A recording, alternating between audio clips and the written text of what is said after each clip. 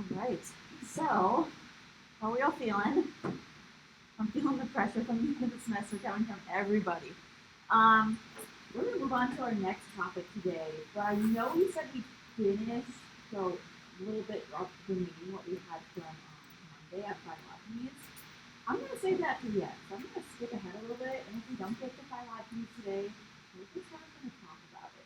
But if we do have time at the end, we'll definitely come back and revisit it. So I'm going to skip down all the way to slide 10 here.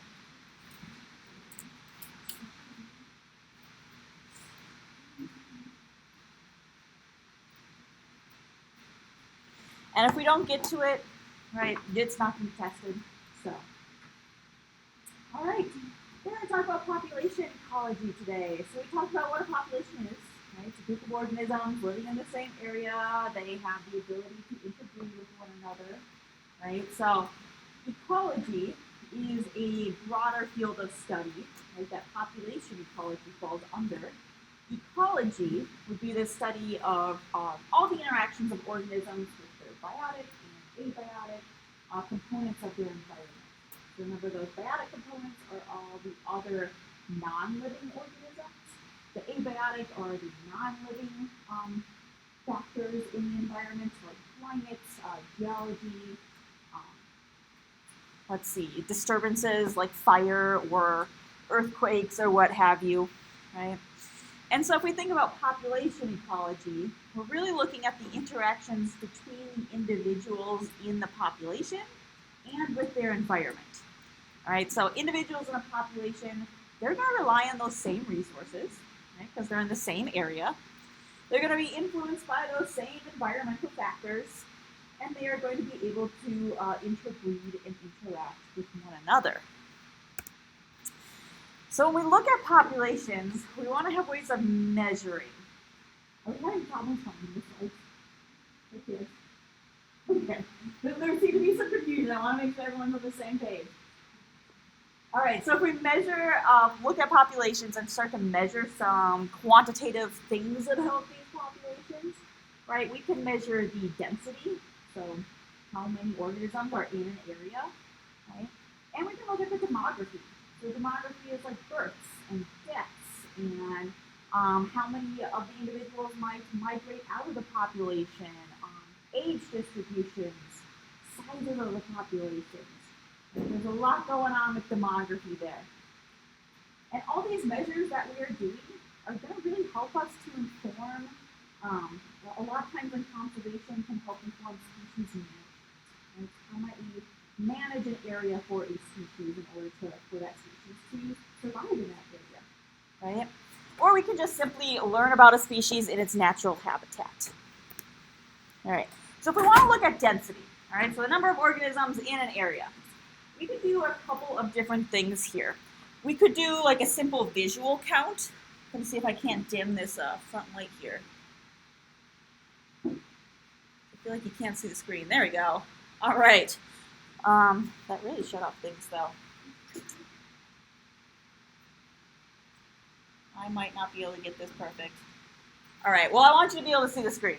So we're going to do a simple visual count, right? We're just going to count the number of organisms that we see, right? And this can be done in a variety of ways, depends on the organism that you want to study. For plants, one of the common ways that we might do this is in quadrant sampling. So we take kind of a square rectangle that's hollow in the middle, we place it over a plot, right, and we count up all the individuals that we see in that area, right? It's great for plants. Plants don't move, right? We're talking about animals or insects or other types of moving organisms. This might not be the best way. So there are other methods, like these pitfall traps. It's literally digging a hole in the ground and waiting for small organisms to fall out. And they're far enough down that they can't crawl back out, so they can come through and count how many individuals are in your trap. We could do things like mist nets here. So mist nets is these really fine nets that you string up between two structures, and they're really used for capturing birds. Right? So birds will essentially fly into these nets and get tangled but these nets are designed in a way that doesn't actually harm the bird, right? Somebody will come through, untangle the bird, maybe they'll put a marker on its leg or something and release the bird back. Or you can do a live mammal trap, right? So great for larger organisms that you might want to capture. Right, the problem with a lot of these live capture traps, specifically with animals, because they move, right, is that animals might learn to avoid the traps, right, because they know they'll be stuck there, or animals might actively seek out the traps, especially if they're baited with food. They know there'll be a food source there. Right, so there's going to be some problems occurring here. A lot of times researchers will only do this for a small duration of time to avoid any of those problems with those capture methods.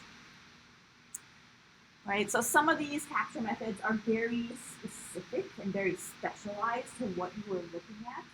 So we talked about the quadrant here, right, where we typically have the square. This is a 50 by 50 centimeter square. I used meter by meter centimeter squares. Meter by meter squares. Really great for smaller plant species. Right? Not so great for trees. Right? Trees are huge. They might be bigger than the quadrant that you have. If you're looking at tree species, you might be something like this line transect method, where essentially we take out a large measuring tape and we might walk in a straight line 100 meters and lay that tape out in a line and then look to see how many trees are within a certain distance from that line. So maybe it's 5 feet out from either side of the line. If a tree falls in that range, you would count it, you would measure it, you would take all that information that you might be interested in for those trees. Right, for animals, we often see mark and capture methods. Right, so once we capture an animal, we might tag it in the ear, or with birds, we might band it around their feet. Right?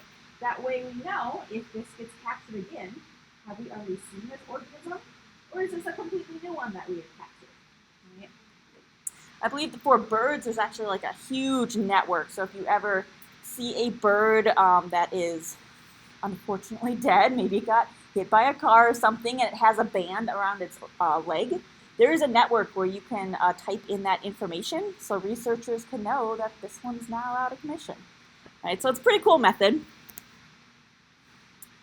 Right, so those are great ways to measure density. Right?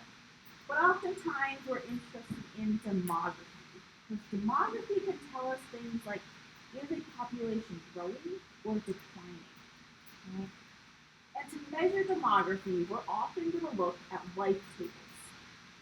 So life tables, we will look at data on individuals of a particular age class, and we typically really focus on females, right? So females are the only individuals that can produce that offspring, right? So we can account for the offspring produced.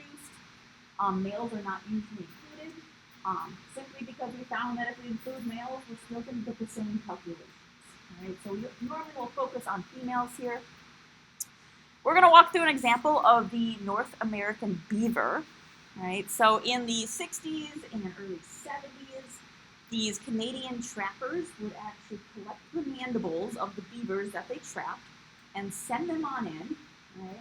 And from those mandibles, we could extract the teeth and determine the age of these individuals. And we can get something that looks like this, right? This would be a life table. There's a lot of numbers going on here, right? It looks daunting. It's really not too bad, right? The first column is really just those age classifications, right? So you can see that they classify them under a year to 2 years, 2 to 3 years, so on and so forth. Right? We can count the number alive at the start of the year, right? And calculate that for each age class. We can look at the number that die each year, right, and calculate that out. Right? We can then determine things like age-specific survivorship rate. So how many individuals in each age class are likely to be alive, right? So maybe it could be that the young die really quickly, right? We might see a lot of mortality in the young. Or maybe it's the opposite. Maybe it's the older age classes that have that death rate. And so we can calculate out all that age-specific survivorship rate, And we use the number alive and the number dying, as well as calculating the number that starts at the beginning of the year to really find these numbers. I'm not going to ask you to create a life table like this, right? I just want you to know how to read one, right? We can look at age-specific fertility, right? So at what ages do these individuals produce offspring? We can see for beavers, it looks like kind of this middle range here from age about 4 to age about 12 or 13 is when they will produce offspring. They have the higher levels of fertility here. And finally, and probably most importantly for what I want you to learn, is we can look at the net reproductive rate, which is calculated down in the bottom corner for us. Okay.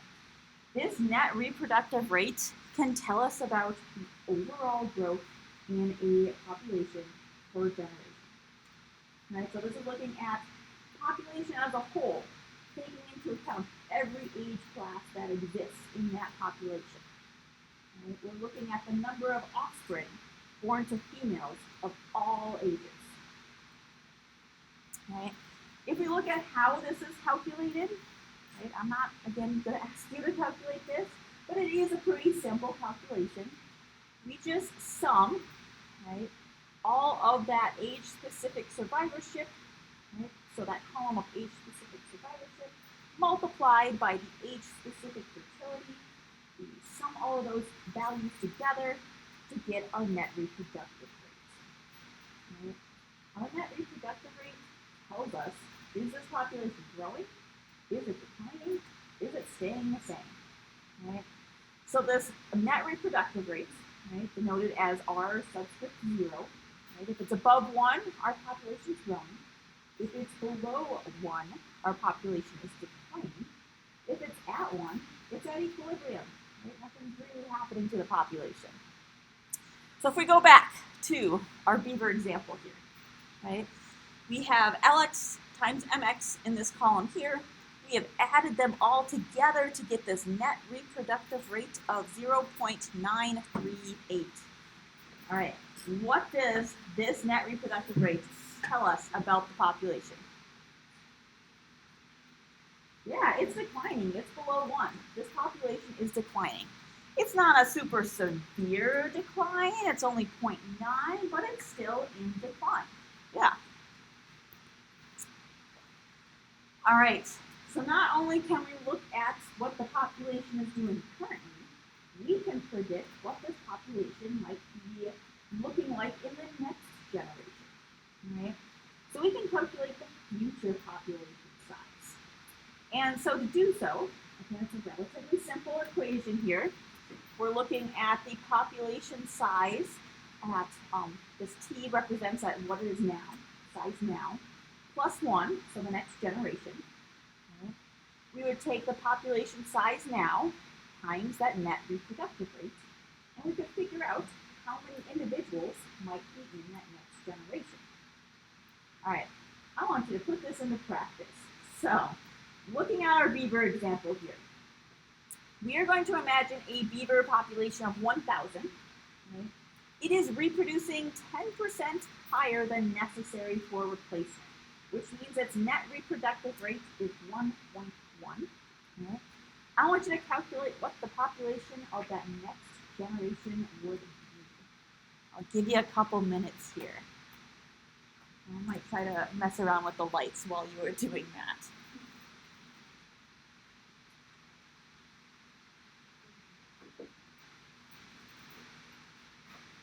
There we go.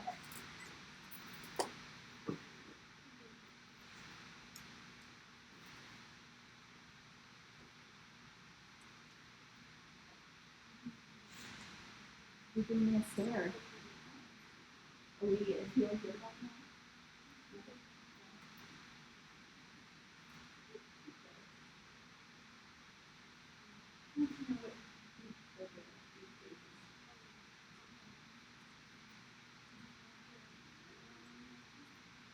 I look through and double check.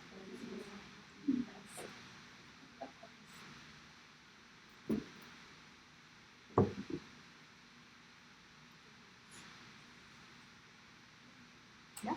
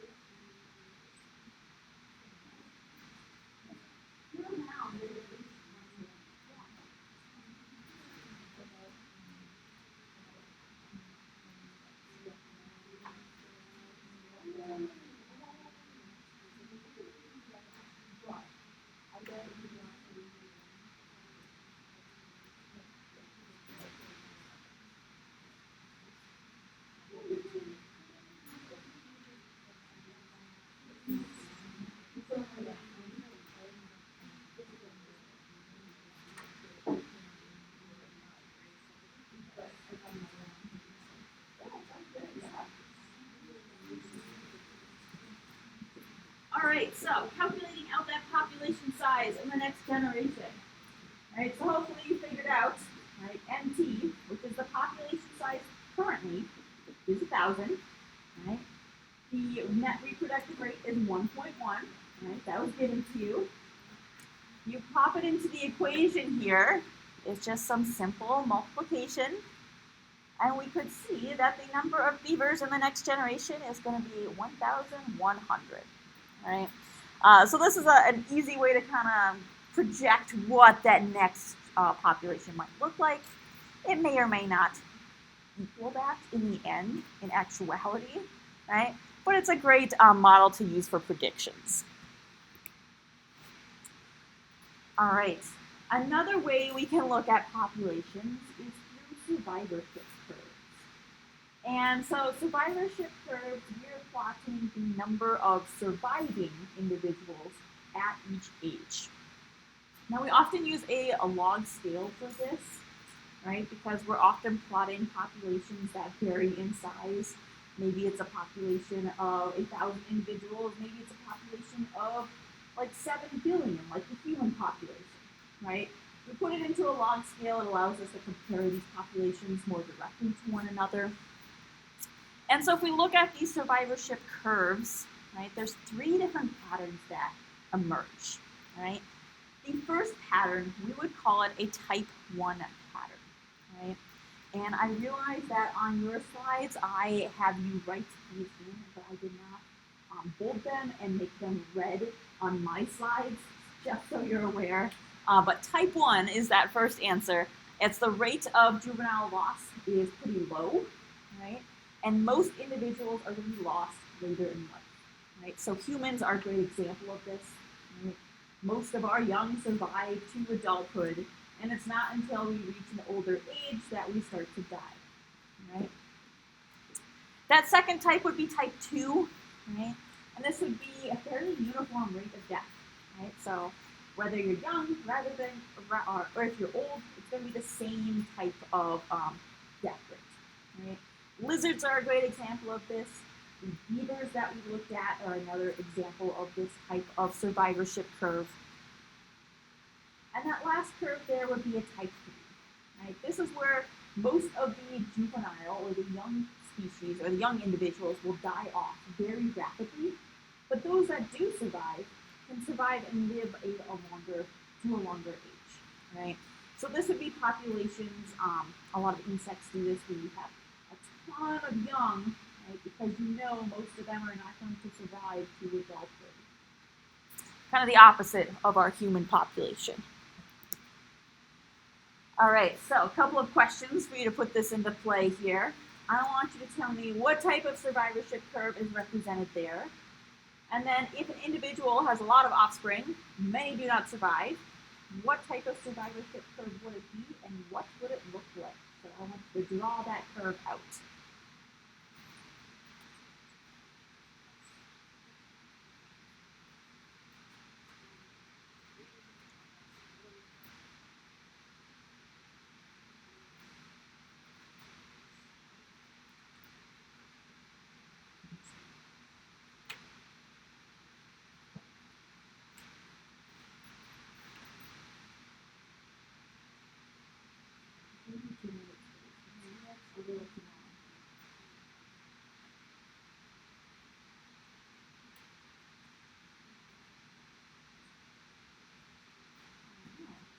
We're grasping this concept pretty well.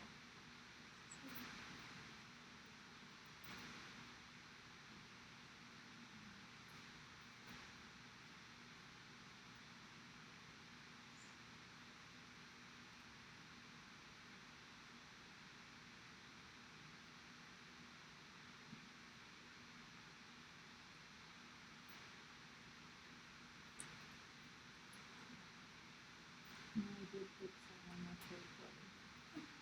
Yes. Oh, good to go now. Yes.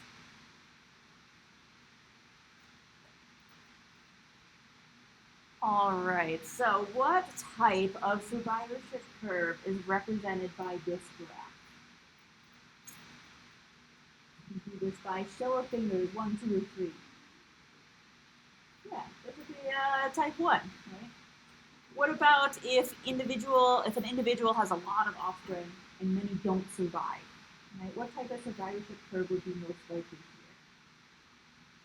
here? Yeah, I see 3. And hopefully you do something similar to what I have here. Ignore my wonky line here. I did not have a steady hand when using a mouse to draw this, right? But hopefully you have something similar, right? Not a lot of survivors when they're young, right? But those that do survive can grow old, essentially. All right. So again, expanding upon this population ecology. Right? So population ecology, we're concerned with changes in population size. Right? We can use life tables to infer this, right? But we also have to take into account other factors, like environmental factors, or maybe if there's immigration or emigration from that population. And so we need to look at those factors that are going to regulate those populations over time. Now, populations tend to increase, right, when there are births or when individuals immigrate to a population. They tend to decrease when there are deaths or when individuals emigrate or leave the population. Right? So before we kind of talk about individuals leaving and coming and going, I want to just touch upon the environment, because the environment is a huge factor when looking at population size, right?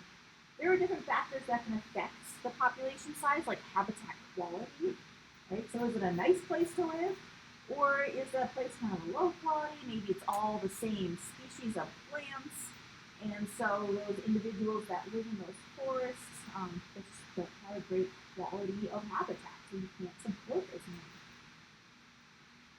It could be habitat quantity, right? So maybe how many patches of habitat are available for individuals to habitat or to live in, right? Or maybe how big is that habitat? Is it a large range that they have, or is it a small range? Right? That's definitely going to influence their population size. We can look at the degree of habitat fragmentation. Right? So fragmentation, it's often the result of human impacts. Right? It's normally humans causing the fragmentation, especially in the modern age here. But this is where we get a larger patch of habitat, and it's basically split into 2 or more pieces. Right? So maybe we decided to build a road running through this habitat. Right? Now that can affect population size. Right? Maybe some individuals of these that live in these habitats just physically cannot cross the road. So now they're limited to a smaller habitat. Maybe because it's a smaller habitat, it no longer supports a population. Like these bears, right? These bears need a larger habitat. If we split it into 2, the bears can no longer live in these habitats. They're just physically not large enough. Right? And this can happen when we split into two populations, when we split it into 4 to 12 to 100, right? These habitats can really be fragmented. And finally, we have to look at their dispersal patterns. So some populations of individuals will be very scattered and very randomly scattered. Plants are a great example of this. Right? They have a random distribution within their environment. Other types of animals, like this herd of elephants here, they might be more clumped together, right? So they might have a large range, but at any time in space, they take up a lower geographic area. Or it could be really uniform, right? We often think of penguins as being a clumped type of species, but within that clump, they're actually pretty uniform as to where they are in space here. So the dispersal patterns will influence that population size as well. All right, so if we look at how populations grow, again, population ecology, there's a lot of modeling going on. There's actually a lot of math in population ecology. And we can look at two simple models to see how a population might grow, whether or not their resources are limited. Right? So exponential growth would be growth when resources are not limited. Right? Essentially, this population can go crazy in size. Right? There's no limits on the resources. So this wolf here, right, it's going to predate upon all these rabbits. It has plenty of prey. Right? Resources are not limiting. But on the opposite end, we have logistic growth. Right? This is where resources are limited. So the number of resources that are available are going to limit how big a population can grow. Right? So if all of a sudden a bunch of these rabbits die, right, now this wolf has fewer resources. Right? It won't be able to breed and produce as many offspring because the environment physically cannot handle anymore. There's not enough resources. Right? So resource limitation can be really linked to how a population grows. Right? And this is where we get yet another math equation, the population growth model. Right? So this population growth model is saying, I want to look at a generation in time here. I'm going to look at the total number of individuals in this population. I'm going to add in the number of births, subtract the number of deaths, add in the number of individuals immigrating, and subtract the number of individuals emigrating. Right? Now, oftentimes we tend to simplify this. Right? Oftentimes we tend to assume that a population is closed and that no individuals are leaving and no individuals are entering into the population. Right? So there's no immigration, no emigration. So we tend to simplify this equation, right, to say that growth is the births minus the deaths. Right? But keeping in mind this is a closed population. We are completely ignoring any immigration or emigration. Right? And we can say that this growth would be the per capita death rate. Right? Or excuse me, per capita birth rate. Right? The number of births minus the deaths. And this is denoted as R. Right? I have intentionally left out a lot of slides here showing us how we got to this point. So if it doesn't mathematically make sense, I would assume it probably doesn't if you're really trying to figure it out, because I left out a lot of steps. Trying to simplify here. I want you to focus on this per capita birth rate. Right? So this per capita birth rate is going to tell us how the population is growing. It's really similar to the net reproductive rate, in that if it's above 0, the population is increasing. If it's below 0, it's declining. If it's at exactly 0, the population stays the same. Right? The same concept here, though net reproductive rate is based on whether or not it's above 1. Right? So if we look at this R, this per capita birth rate, right, in terms of exponential growth, right? So resources are not limited. These populations can go crazy. Right? We can get an R that is an R max. This is an intrinsic rate of increase. Right? Basically, population's going crazy. There's no end in sight. Right? And so if we look at a graphical representation of the per capita birth rate, right, we can see that depending on that R value, populations, while they have this exponential growth, right, might be growing faster or slower. So this first population here has an R of 1. We see that it is exploding in population size very rapidly. Versus this 0.5, right? It's still exploding in size, but it's taking its time to do so, right? So this per capita birth rate can tell us something about our population, right? If we look at real world examples of exponential growth, we often see this when we have a reintroduction of a species to an area. So when wolves were reintroduced into Montana and Idaho and Wyoming, we see that after this introduction, right, resources were not a limiting factor for them, so they had this exponential growth, right? We can also see exponential growth when we introduce an exotic species, right? So these Burmese pythons in Florida, they are highly invasive, right? They're not native to Florida. When they were introduced, right, there were no natural predators, they had plenty of resources, their population exploded in size. So much so that they now have competitions for who can kill the most pythons because they're really a terror on the environment down there, right? They don't have any natural predators, they just explode in size, right? The human population is another example of exponential growth, right? Once we had significant advances in medicine and technology, right, our resources became less limiting to our global population, and our global population size has skyrocketed. Right? So these are 3 great examples of exponential growth. All right, so exponential growth, resources are not limiting. Logistic growth, now resources are limiting, right? And so when resources are limiting, we often pay attention to the carrying capacity. The carrying capacity is the maximum population size that an environment can support. Right? So if we look at a geographic area, you can say that this area can support X individuals. Once it gets beyond that maximum, right, there's simply not enough resources. Right? And I don't expect you to know this equation, but I did want to put it up here because when we calculate logistic growth, we do take into account the carrying capacity. Right? So the carrying capacity, right, the number or the population size that an environment can handle, it can be limited by a bunch of factors. And these are just a subset, right? It could be food, right? So what the food resources look like, right?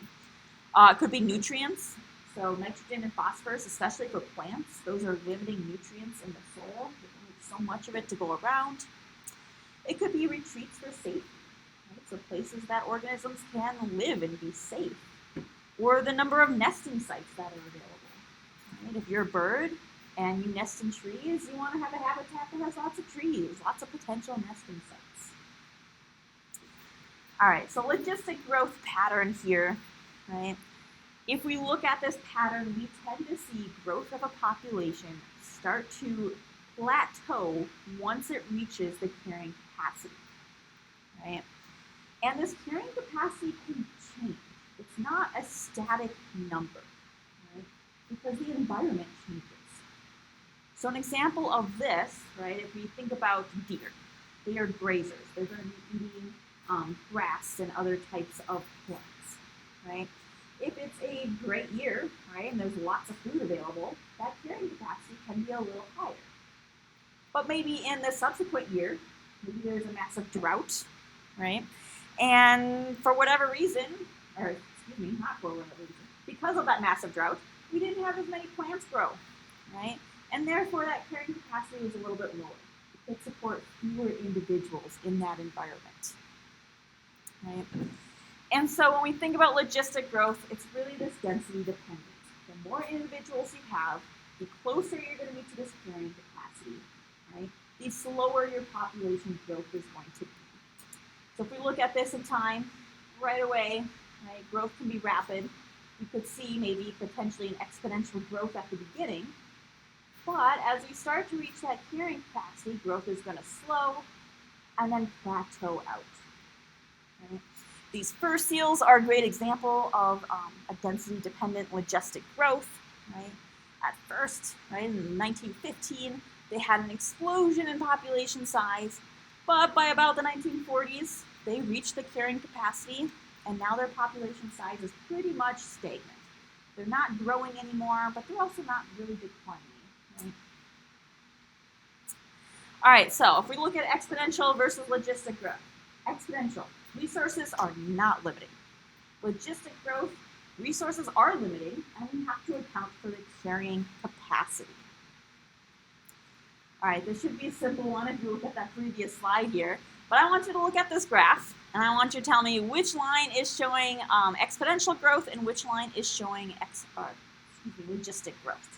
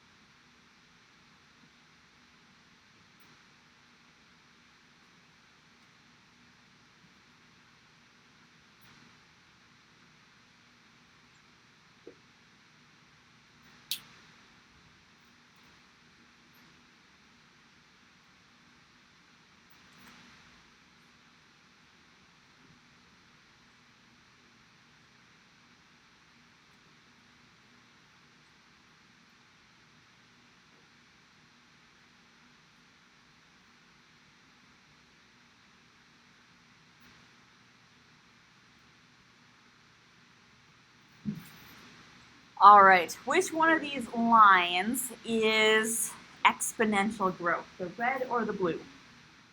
Yeah, it's the red one, exponential growth. Right? Resources are not limiting. This population size is exploding, which means that other line, the blue line, has to be our logistic growth. You can see once it gets to carrying capacity, it starts to plateau out. All right, surprisingly, we do have enough time to talk about phenologies. So I'm going to go back to the beginning of this presentation.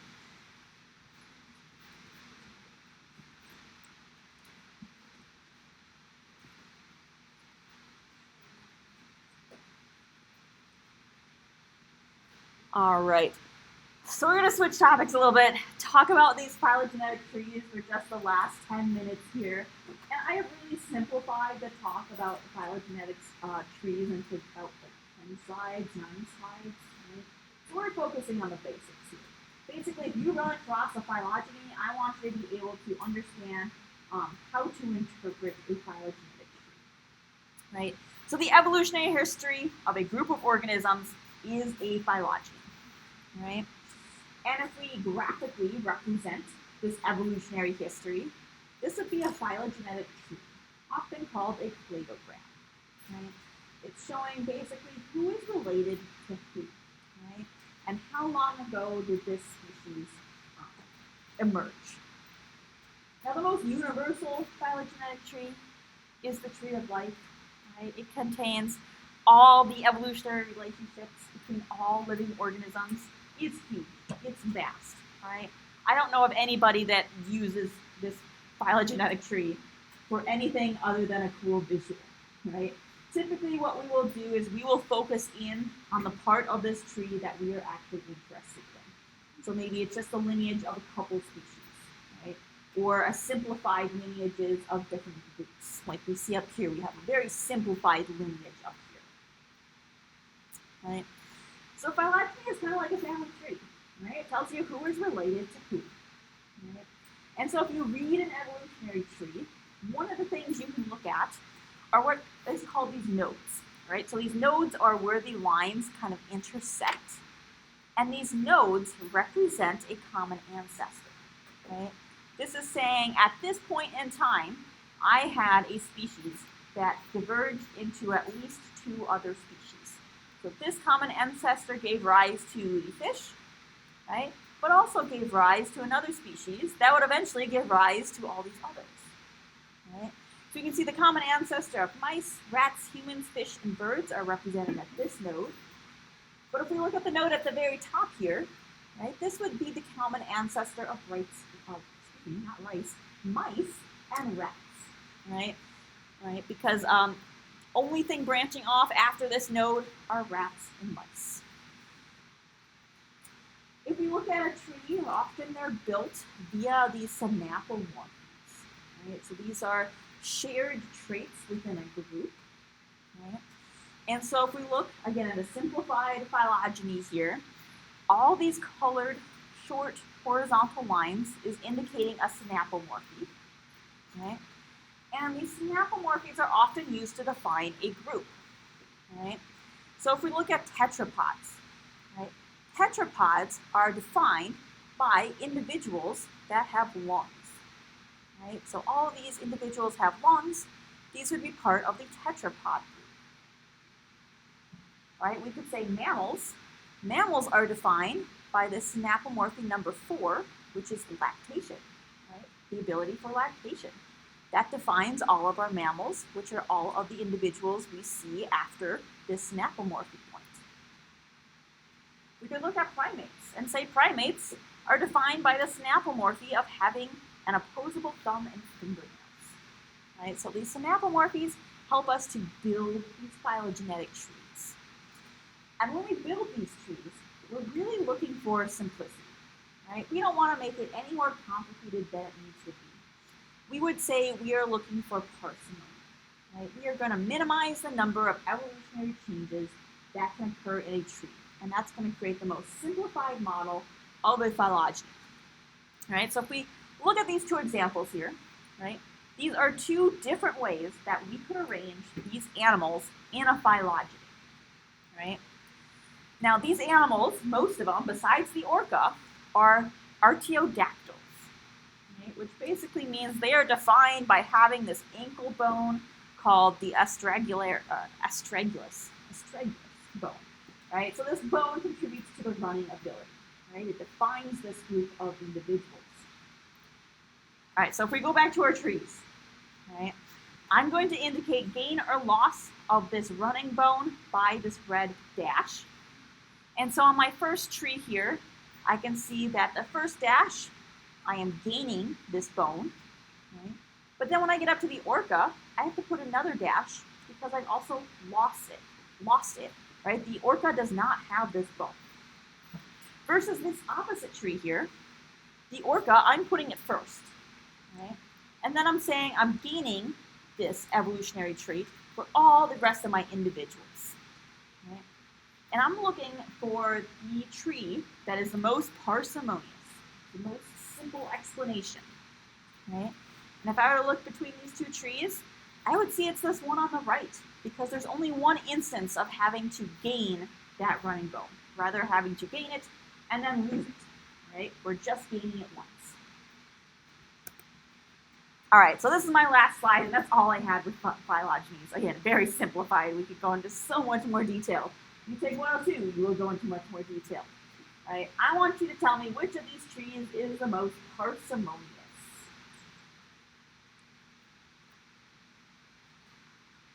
Might get out a little early today. Unexpected, but a nice surprise.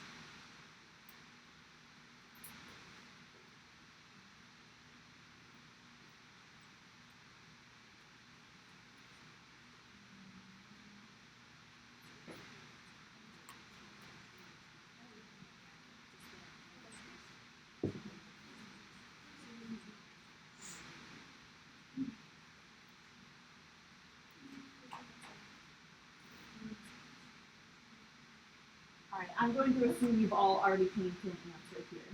So which of these trees, the right or the left, is the most parsimonious? The left. Yeah, we can see that these features only had to arise twice rather than gaining a feature and then losing a feature. Yeah. All right. That's all I got for you today. Enjoy your extra 5 minutes here. Oh, before you leave, the scientific literacy assignment, I just posted it. It is ready. Do plan on having a little bit of time to finish it because I'm going to have you read a few articles.